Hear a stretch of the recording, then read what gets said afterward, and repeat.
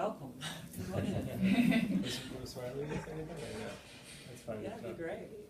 Come on up. I mean, roll on up. You can just sit there. No, I really don't. I guess we were. Sit here. I look huge. Don't know. Oh, thank you. So we were introduced to these people. I don't really know much about them, but I know that they're good people. They're staying here with us for the next week, and they'll be here doing our Course in Miracles on Wednesday, and also obviously today and next Sunday, right? Yeah. So I know that they play music and they're spiritual, and other people know about them and wanted them to come here. So we're really excited, and I just want some music going. Thanks. I'll introduce our name. I'm Ricki. I'm Ricki Como, and this is Erik Archbold. And we're just really, really honored to be here and just to be joining with these people. I've been talking to Derek for quite a while, and you can just feel the welcome and the love to come out here. So we're really excited to be here. And Erik and I, we live in a spiritual community, actually, where we have decided to live with some devoted people who, I guess our only purpose is really to wake up or to know our true identity. And our only purpose is just to be happy, but for that we realize that we have to go through a process of steps to heal our mind of the unconscious guilt. And so we use our relationships, our assignments, our touring, our computer work, everything we use as a backdrop for healing our mind, for watching our mind, for seeing the thoughts in our mind, and for calling upon the Spirit to show us how to heal that, knowing that we aren't the healer. The community that we live in is based on A Course in Miracles. How many of you guys are familiar with that? Okay, great. So A Course in Miracles, welcome, come in. Hi,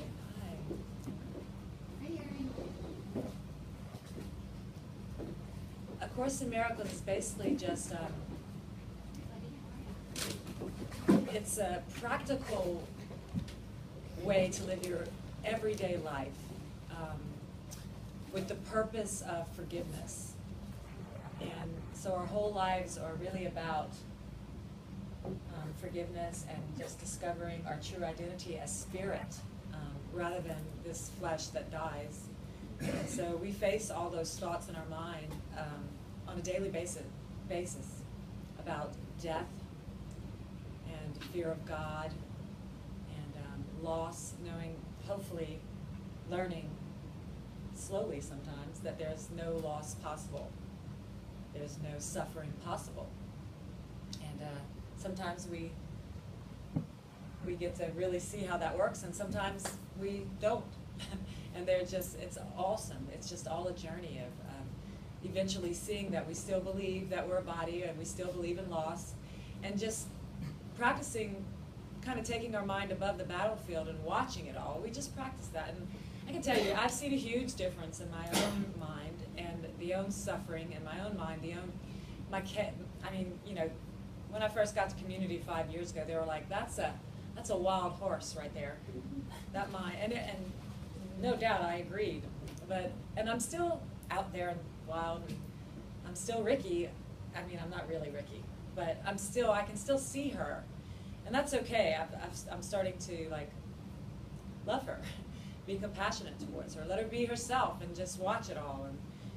And as long as I'm not suffering or feeling stressed or chaotic in my own mind, Ricki can play it out, and it's all good. It's just really identifying with spirit and letting that do what it's going to do in form on the surface, just watching it all. You want to share it all about your background? Me? Okay. Like what? Like your rock star background. Well, I actually had a background of many, many roles. I was a little shy girl who didn't speak at all, and I barely remember her, but she felt unwanted, and she was sad, basically. And then I saw that I could kind of change that around ninth grade. So I started like working out. When I got to college, I started looking in the mirror and saying, I love you, you know, whatever I could find, self-help. And I studied, and I was making good grades, and I worked, and I got really busy in the self-concept of making a girl that the world would like. And I grew my hair long, and I was blonde, and I was in the gym 2 hours a day, and it was a really good period for me. I learned how to play the guitar, and I took voice lessons and opera lessons, and was taught how to sing. And yeah, I played 7 nights a week in New Orleans. I had a 7-piece band, and if I didn't book them, I would play by myself with a guitar. Sometimes I would set up my own equipment, like I was going to make it in this world. And I knew how to make it work. And I was seemingly loved. I had limos, and I had free dinners, and I had, you know, I was getting up there. I was being shopped around to several record labels, and I was, yeah, there was some drugs, and there was some arrogance, and there was pride, and yeah, I started writing the music actually for just this connection I had with God. Basically, I was raised Catholic, but I didn't really understand everything. I didn't find the course till later. And I wrote these songs in purity and love, and when I started to become famous in my small town, New Orleans, I wasn't really famous, but yeah, it was huge for me, and it was crazy. Yeah, I forgot why I did it, and I just kind of got swept up by what musicians do in New Orleans, and it was really exciting until it was really depressing. And I realized that all these people loved me, but they didn't even know me. I had never healed all the pain from my childhood, but I learned how to get the world to love me, but it was empty. It was a big lie they fed me, like, go out and make yourself some, and I was something in my world, from being, you know, the ugly duckling and ignored as your family. Then I became something that was huge, but I was lonelier than ever. So I was like, this was such a raw deal. All this, and I'm like, I don't even remember the last year of my life. I remember going, I don't even remember the last year of my life. I'm exhausted, I'm alone, and I feel like I don't have a friend in the world. So, yeah, that was when my journey began. And I did find A Course in Miracles, but it was about 8 years ago that I asked for the text for Christmas, and I didn't put it down for 3 years, and then I found this community online, and it's been wild. It's been just grace, you know, and so much love in my relationships. It's so bizarre because we practice no private thoughts and no people pleasing. It's what I mean by that is now I live a journey of honesty, authenticity with myself. So I have to look at when I'm just screaming at Eric, or not willing to pause, or where I've forgotten to pray, which is okay. I mean, I'm just on a journey to learn how to pray in every moment, but I still forget sometimes.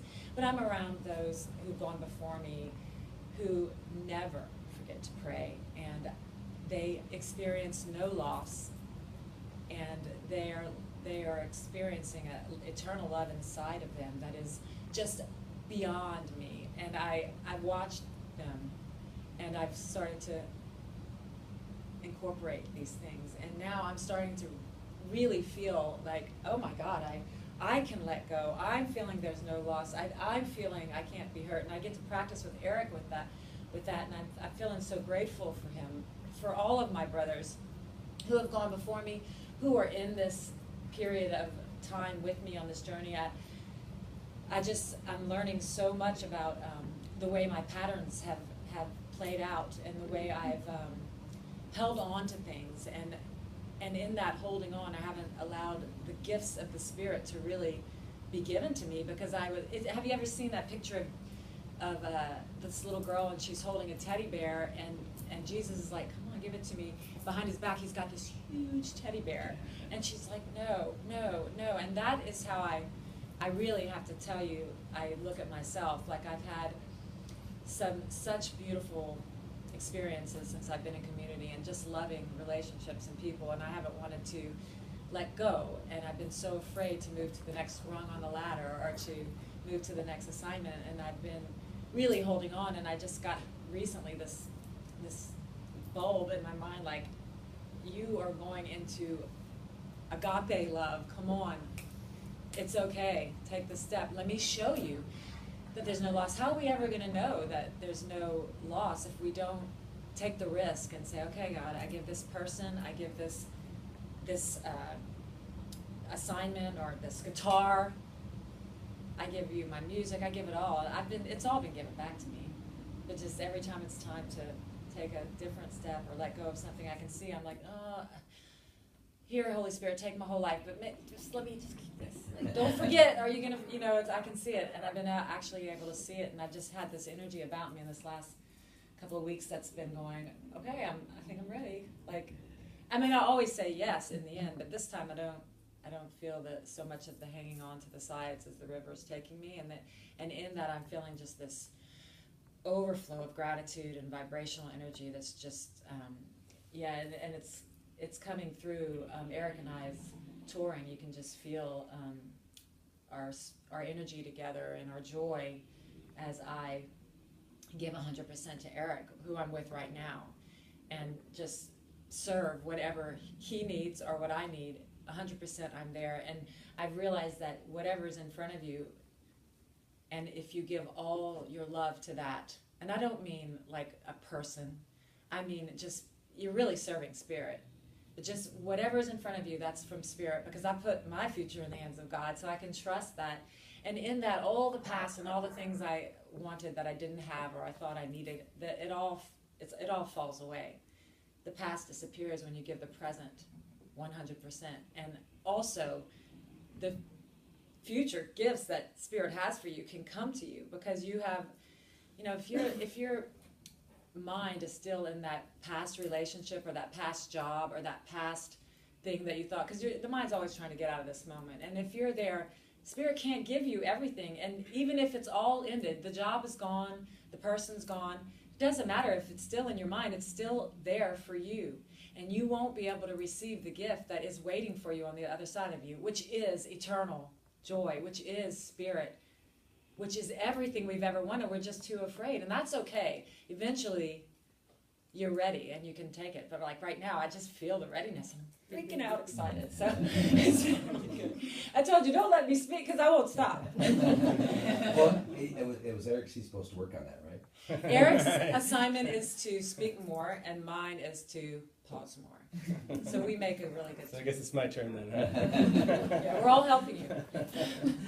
Yeah, it's been really deep for me this last. Ricki and I met maybe 5 years ago in one of the community houses. Like she said, we're part of what's called the Living Miracles spiritual community that was founded by David Hoffmeister. He's a Course in Miracles teacher who many years ago just began to really go deeply into the practical application of the Course and began to travel just on faith without having any kind of support or really knowing where he was being led, just following this inner guidance and discovering for himself that everything he needed would be taken care of without having to plan for it, without having to kind of promote himself, without having to do really anything except listen and follow the voice of the Spirit or Jesus that he was hearing in his mind. And as the years went on, many students of A Course in Miracles were drawn to him and were coming and saying, I want to learn, I want to be with you, I want to learn, how you are so happy all the time and how you can hear this voice and so clearly and be so certain in it. So over the years, this community has just sort of organically formed, and Ricki and I kind of found it, over the past, I think I discovered David about 8 years ago and Ricki about 5 or 6 years ago. And then we met in a community house in Spain. There was a house there where we were just volunteering for a while. And immediately it was like this deep healing, because we both love music, we're both musicians, and we both are very, very devoted to A Course in Miracles. And like she said, we have these very opposite personalities. And so coming together, it's kind of like when, for those of you who know the background of A Course in Miracles, Helen Schuckman, she was the one who A Course in Miracles was scribed through. She was partnered with her boss, I think it was her boss, Bill Thetford, at Columbia Presbyterian University in New York City. And Bill and Helen had a very similar dynamic as Ricki and I do, where Bill was the calm, kind of, even-keeled one, and Helen was just out there with her emotions, just very, very emotional, I guess you could say. It's kind of like the left brain, right brain kind of thing, that old stereotype. But it seems like Ricki and I have that dynamic as well. And so, yeah, through our relationship, and it started in Spain, we've just had lots of I want to use the S word, come up. And I'm going to use that word. Thanks. Just checking. It's all good.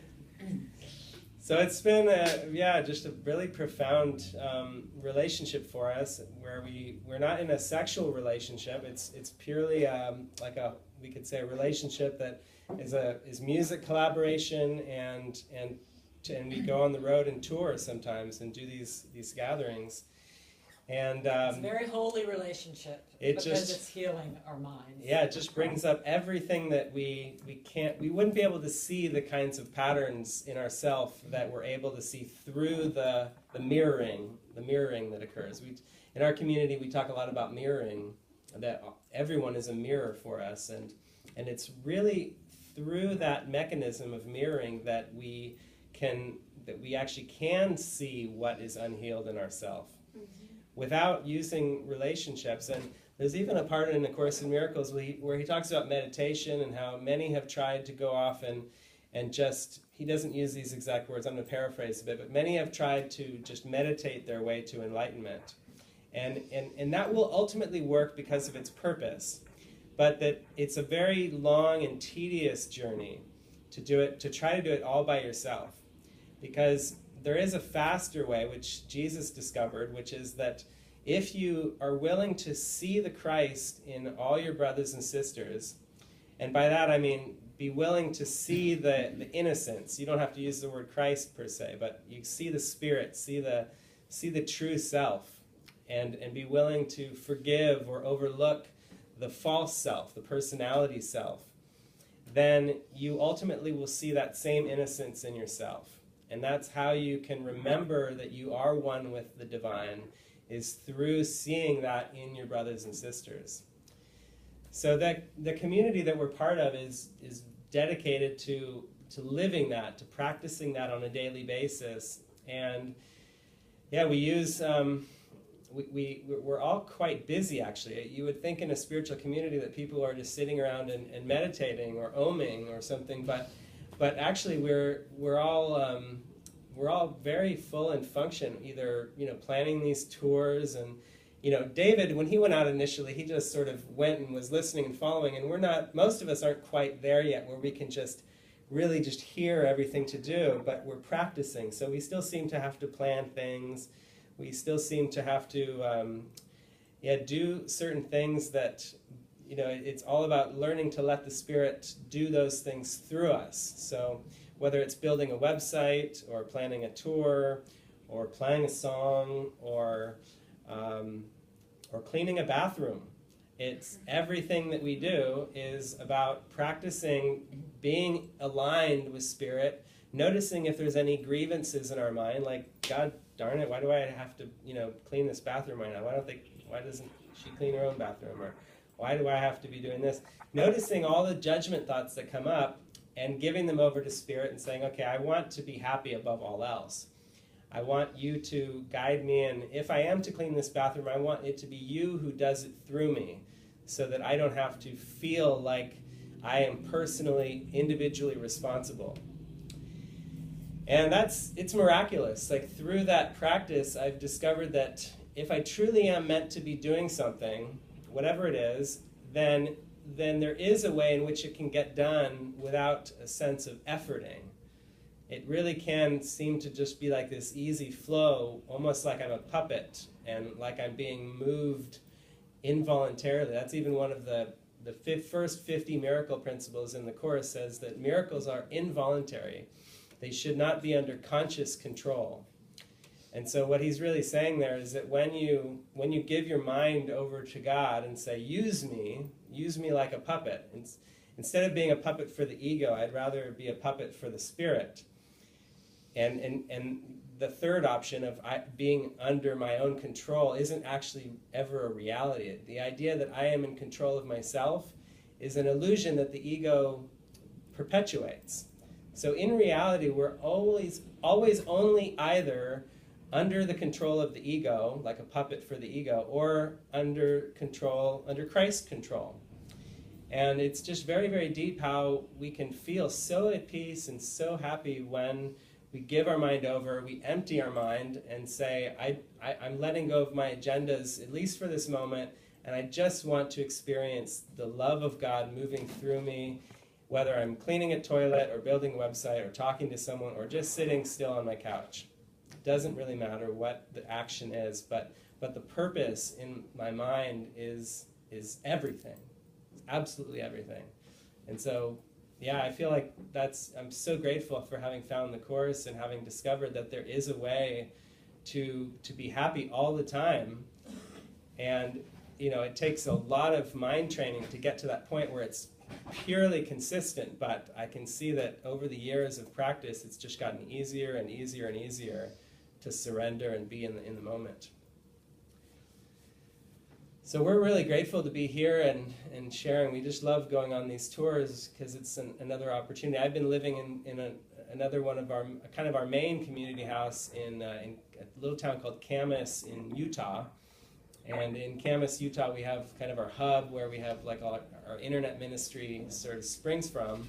And there I've just been doing a lot of website work and just a lot of things that seem kind of like on a computer sitting down. And now I'm on the road, in a completely different way of living for a few months. I don't know how long this phase is going to last, but it just feels joyful to be out here and traveling and able to share these ideas with you and with everyone who we meet, whether it's through words or just it's ultimately through the demonstration and living these teachings. So I thought maybe we could play a song or two. I don't have any in mind right now, but I thought you might have one. Yeah, I was actually feeling I Need to Know would be a good one, just because, what Eric's been talking about is purpose, and that's really important. Purpose, when you put that out front, everything is transformed into meaning, basically. And so you just have that prayer in your heart, your purpose, that you want to be one with your Creator, with the presence, with your true self. And then everything you're doing is practicing. And I just wanted to say, with everything Eric just talked about, when you're practicing in your own life, hearing Spirit's voice or being connected to that energy, if you're not feeling happy, then that's how you know it's time to pause and get back to the present moment. And we're going to say the words God, Jesus, universe, but it really doesn't matter what you call it. We just know that we want to be really joined with that energy of love that we can. It's really our intuition. It's our self. So if we're not feeling that presence and that love inside of ourselves, then that's how you know, by how you feel. And you can just pause and go inside your own heart and find it. So that's what I wanted to say, just following what Eric just said.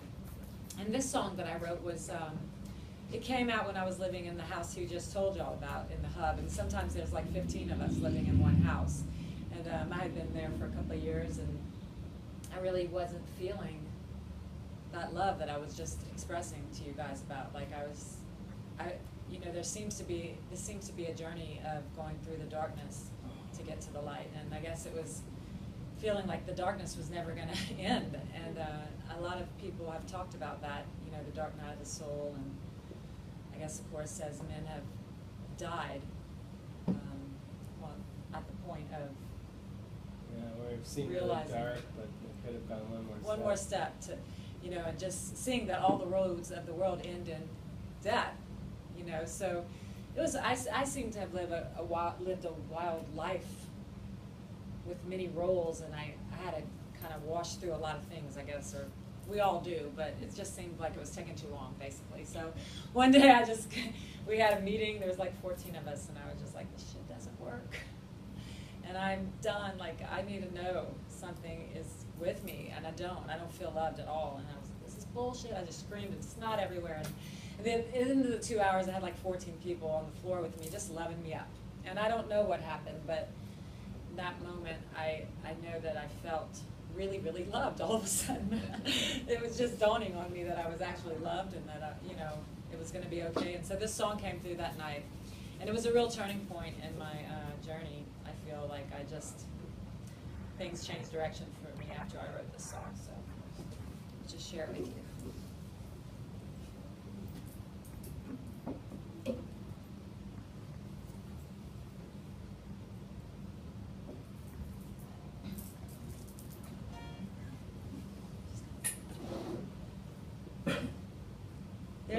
You guys okay with a curse word?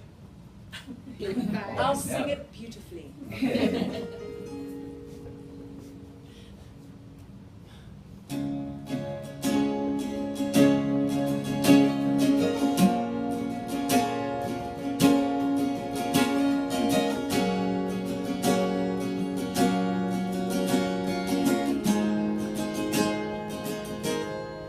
Been looking at dreams, watching the images, scream, watching my mind for beliefs in nothing.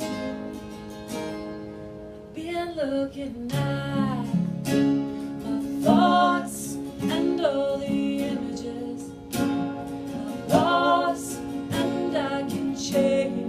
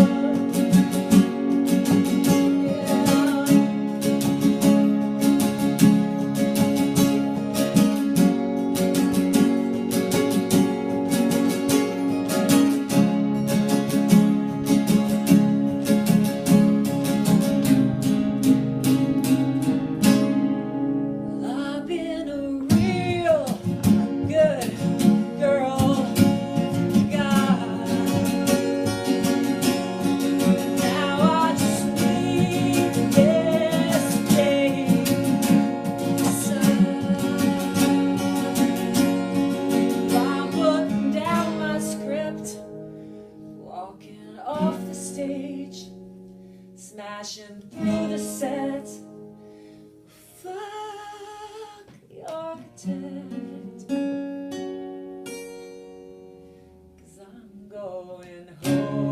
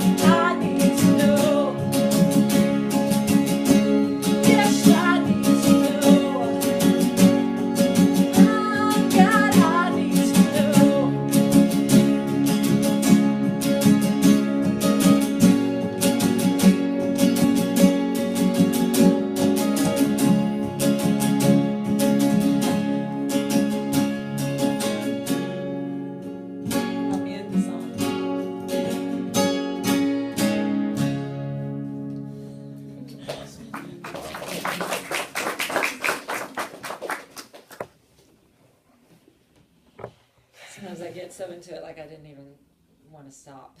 It was really good because I could feel where you were at, you know, when you went through that. Yeah, there's nothing more beautiful than just being so honest about, like, even your anger for God, like, what the hell is happening? I don't understand. You know? And that was a real moment for me where I was just like, I didn't care about any consequences. I was just like, screw it, this isn't working. And in that, it started to It work. got you, yeah. So, Maybe you just had to get to that place. In other words, you finally let it all go. yeah, like just coming to that point basically where you're just willing to like die. Like, Yeah. this isn't working, I'm done with this life. And Spirit's like, good, now we can start.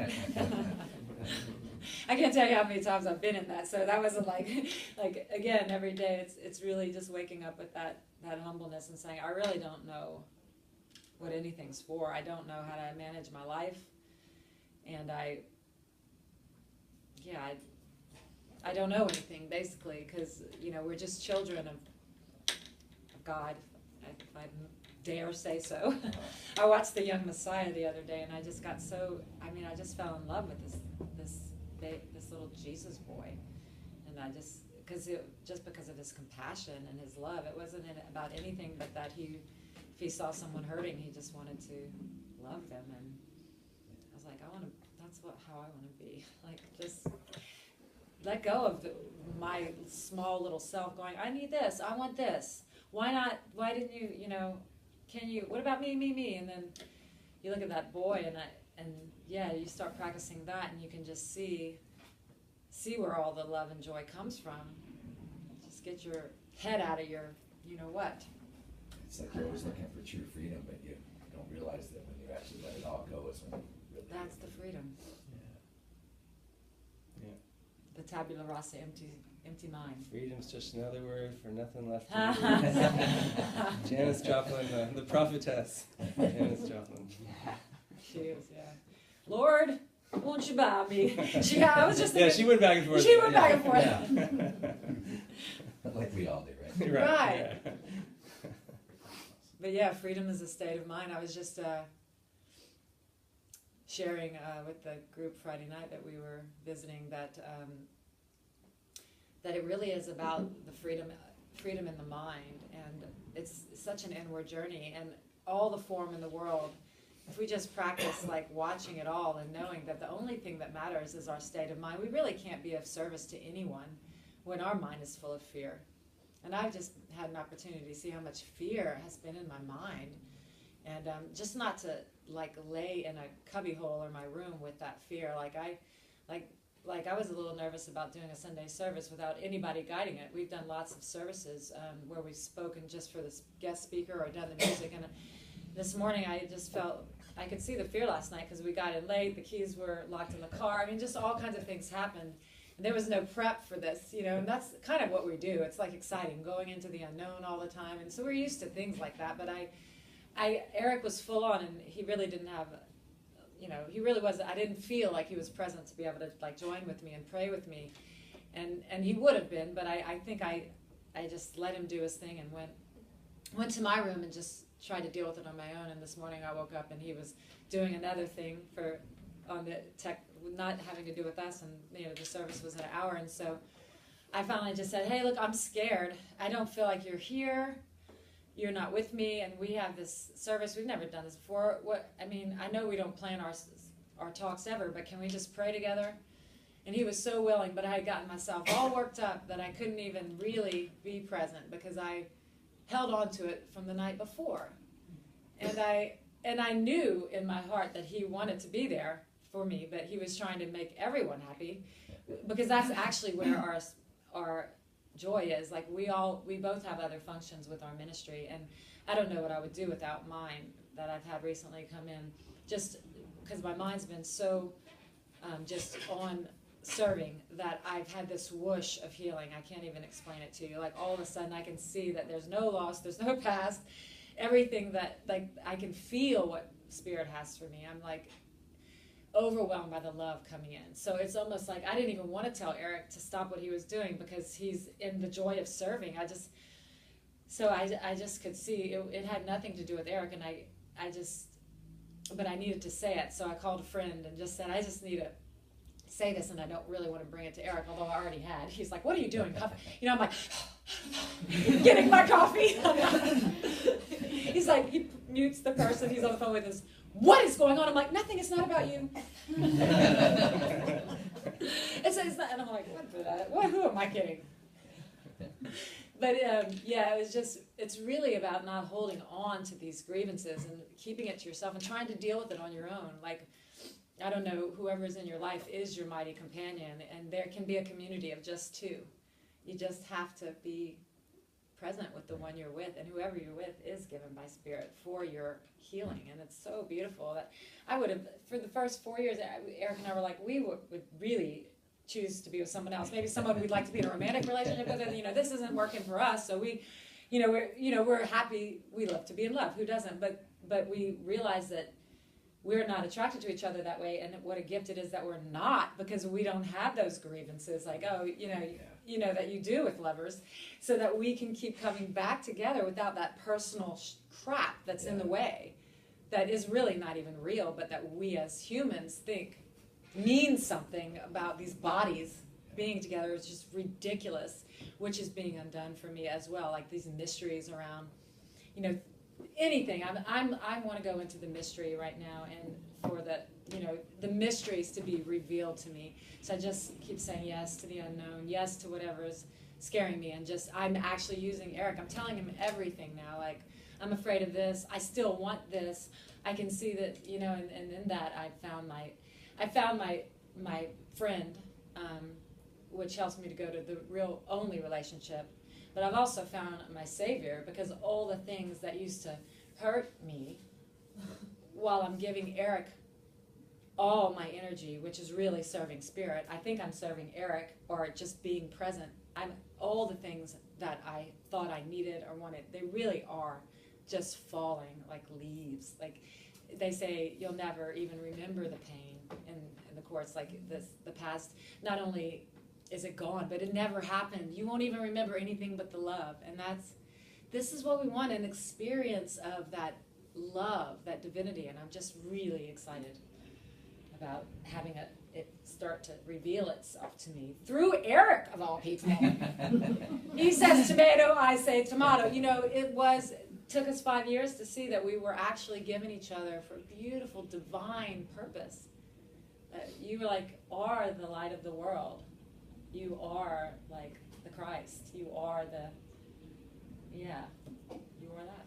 And I am too. I can't see it in myself, until I see it in him. And so, yeah, I just love him so much. I was just saying, I was like, I actually love you. Like, I'm just realizing it, the other night. I was it's bizarre. Who'd have thought? Who'd have thought? I really love you, and I really want you to be happy, and I want to support you. It was in that support that I realized my love for him. Actually, it was like when we first got on this tour, we always have stuff come up, but it was like he had too many things on, and I didn't have anything at the time. And so I was doing everything for the tour, and I finally said, I don't feel like your mind's here. I actually feel like I'm doing everything, and it feels natural, but I just don't feel like you're available, like, for this tour. And he called a friend and was like, yeah, I'm not.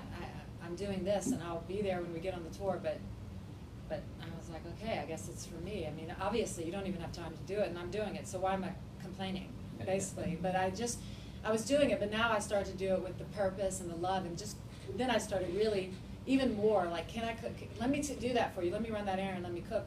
I was doing it, but with the attitude, kind of like, well, you're not going to, like, where's mine? I could see it. And I was enjoying it, everything I did, so it's ridiculous. So when I switched that little thing and I said, how can I serve you, brother, and mean it, man, I cannot tell you what changed. I mean, that's when everything changed for me. And then I saw, wow, everything heals through that. And it wouldn't matter who you were. Like, it's not personal. It's like, it's not Erik Archbold. It's like, I could do this for anyone Spirit puts in front of me now. I can love them, and I can serve Jesus through them. God, sorry, I don't know who you guys talk to, but right now I'm in love with Jesus, and I really don't. I can feel him. Maybe it was just this little kid Jesus that I had to relate to. But he's just a symbol of what's possible for us. It says in the Course, I think, the only difference between you and me is Jesus, that is that we both have everything. It's just that I have nothing else. And so if I put all my energy in this one relationship, then all things will be added unto me. Everything I've ever wanted will be given to me. Everything. There will be no loss, no relationship loss, no form loss, nothing. So now I think I've just decided, like, I'm just going to trust that. And there's some energy that's guiding that trust. That, You want to play Ride of a Lifetime? sure, I thought it was going to be Into the Kingdom, but yeah. Or either one. No, I feel very open. Is that what you heard? I heard Ride a few minutes ago, but Let's do Ride. okay. This is one of my favorite songs. Because this Ride of a Lifetime is probably the community's favorite one, I think. Do you see it? Oh, I see it. Just in case I forget. I've been forgetting how to play the guitar lately. Just in the middle of a song, playing all the wrong notes, and I'll have to stop, and Erik will have to take it like I'm so into the song. Can I have that, you mind? Is that right? Yep.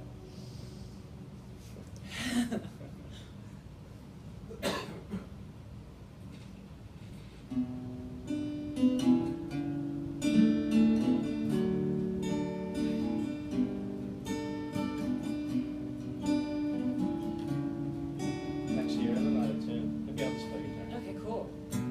I think this is the new direction for me, to stop playing the guitar. I can't do it anymore.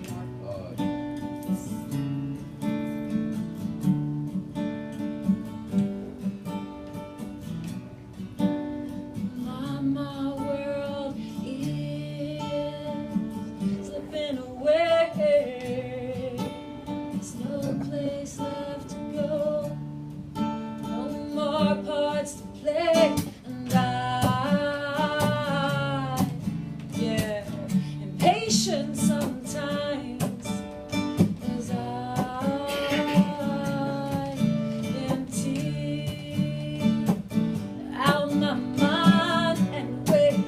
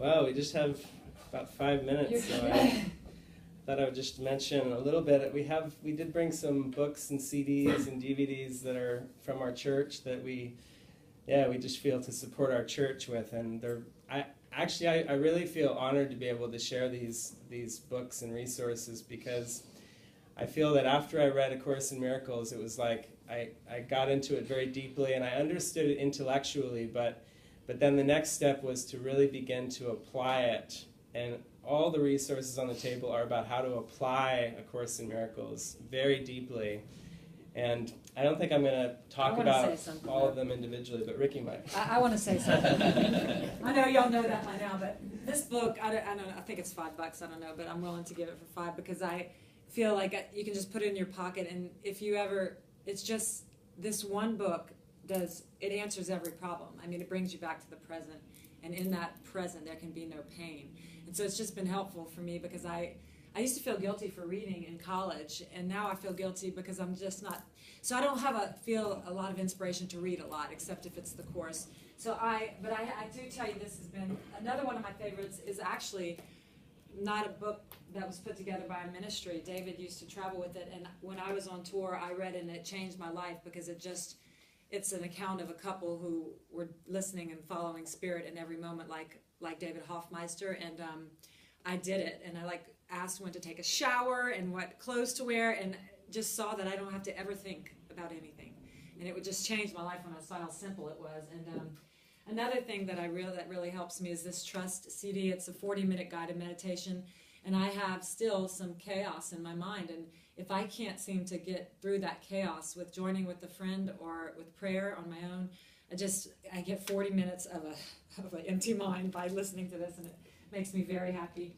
Erik has a CD out, and I do too, with a friend of mine, Kirsten, and both of our songs are on this. Hers are all meditation songs, and mine are all passion, is what you heard today, and they're both really helpful.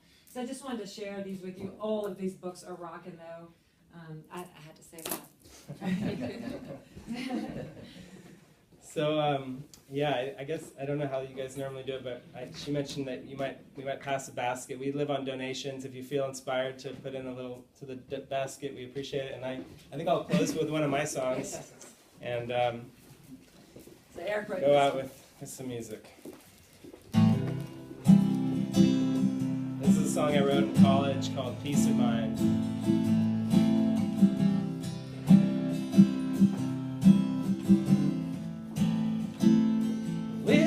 Take me for a ride, I'd like to see the other side before I go. It's just some things I really want to know.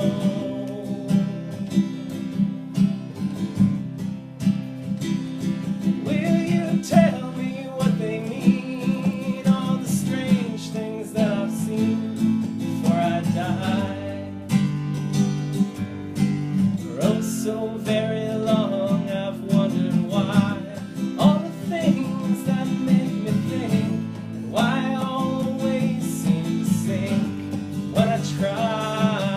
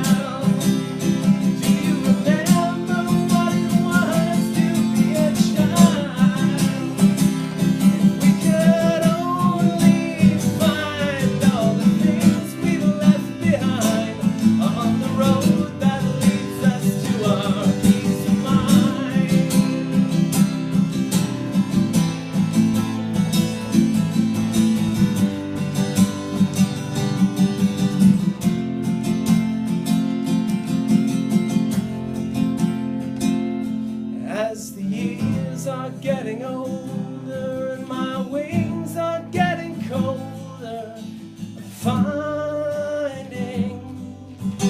Find it's getting easier to fly. And if I fly home every day, I will never lose my way.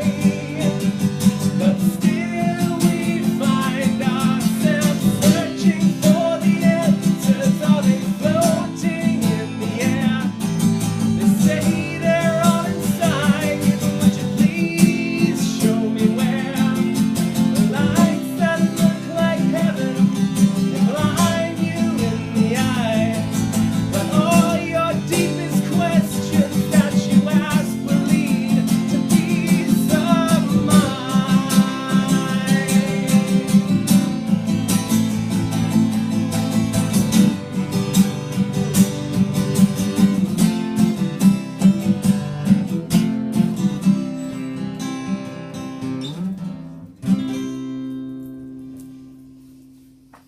We'll be here next Sunday.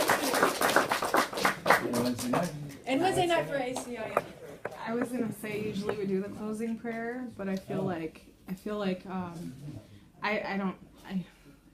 think I remember it, but yeah, I feel like everything that you guys gave us was the same Yeah. as the closing prayer. So it was like the meditation for us. So thank you. Thank you.